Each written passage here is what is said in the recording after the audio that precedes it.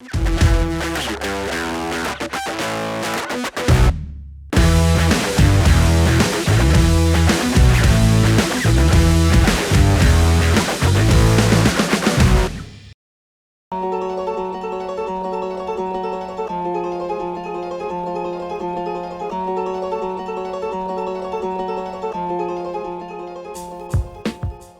everyone, my name is Paulo and today I'm gonna show you the European neighborhood.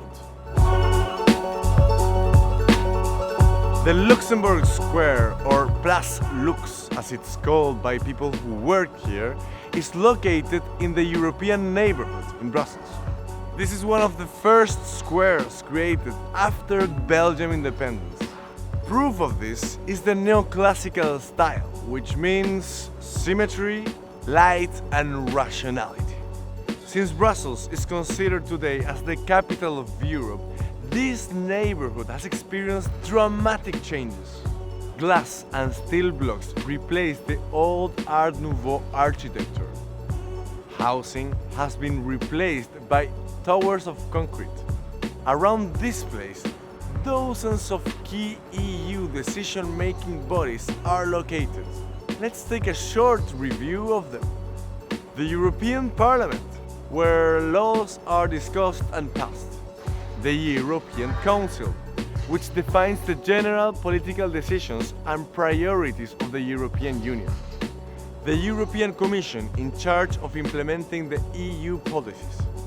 In that respect, we could say that this is the place where the big decisions are taken. If we only had one word to describe this place, it would be power.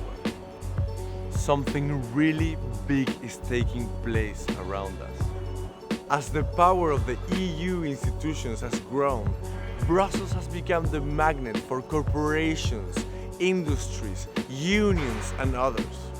We'll call them lobbyists.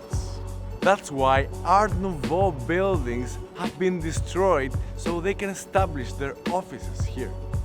But what do they do here? What are they looking for? Influence. Unfortunately, not all of them have the resources to pay representatives, so that's why only the wealthy can afford this. More than 2/3 of lobbyists work for the business interests. Civil society and trade unions remain dramatically underrepresented.